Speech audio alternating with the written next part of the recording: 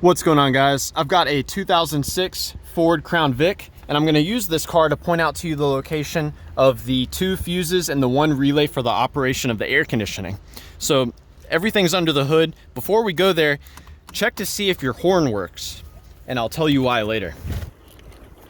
So these fuses and this relay are what you're going to want to check if, when you have your AC on, you have air coming out of the vents, but the air is just not cold. So you want to see why the AC compressor is not engaging.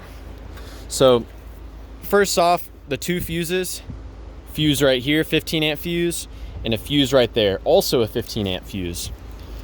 They both do different things. So the role of this fuse right here, this provides power to the AC relay that is used for the relay engaging. This fuse provides power to the AC relay, and that power is further sent on to the AC compressor itself, but only when that AC relay is engaged. Now, my favorite way of troubleshooting the AC relay is to tap on it. So while the engine's running, while the AC is turned on, you can tap on the relay. Sometimes relays will get stuck, and if you tap on it, it could free it up. And so if you tap on it and the AC compressor kicks on, then you may want to plan on replacing that relay. Now, to remove it, you just grab it gently on either side and wiggle it while you pull it back. These relays have been in your car for a while, so they can be stuck in there pretty good. It's a standard 4-pin relay, and another good way, other than the tapping method, another good way to troubleshoot the relay is to swap in a known good relay. So if your horn works, then you know your horn relay works, and that would be a good candidate to swap in since you know it works. Now, with this relay removed, you can see the pins, and I've got them color-coded. I'll tell you what they do. When the relay is energized, it takes power from this 15 amp fuse, which is present at this pin, and it sends that power to this pin. You can apply power yourself directly to this pin, and that should result in the AC compressor engaging, assuming that your AC compressor clutch is working. Now, this also sends power to your AC diode. The AC diode basically is a protection device. It allows current to flow only one way. And so when the AC turns off and that coil at the clutch demagnetizes, it basically prevents the voltage from shooting back and damaging it. But these can go bad.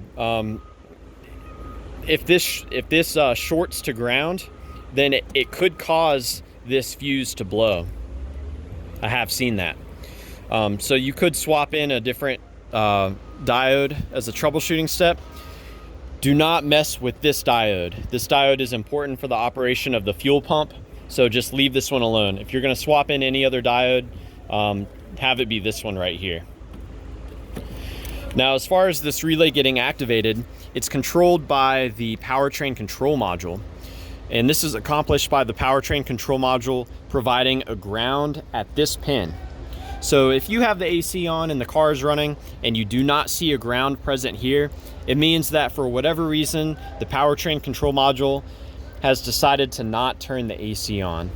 Maybe it thinks your car is overheating, or maybe it's seeing that you're low on refrigerant. There is a pressure sensor. You can see it right there. That's how the computer knows if you're low on charge or not. And if it detects that you're low on charge, it will not provide the ground to the AC compressor in order to protect it. The power, of course, comes in on this pin, which comes from this 15 amp fuse. I will say also, you're going to want to hook up a gauge here. You can check and make sure your refrigerant level is where it needs to be at.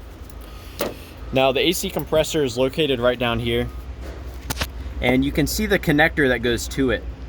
It's pretty much behind, it's kind of in a shadow there, but pointing right at it. And the wire that carries the power from your AC relay to the compressor, it's going to be a gray-white wire. There's another wire at that connector that's black, and that carries a constant ground. So you may want to check that as well. So yeah, I hope all this info was helpful for you. Please be sure to let me know if you have any questions, or more importantly, if you have any advice for troubleshooting the air conditioning on your Ford Crown Vic. Thanks for watching.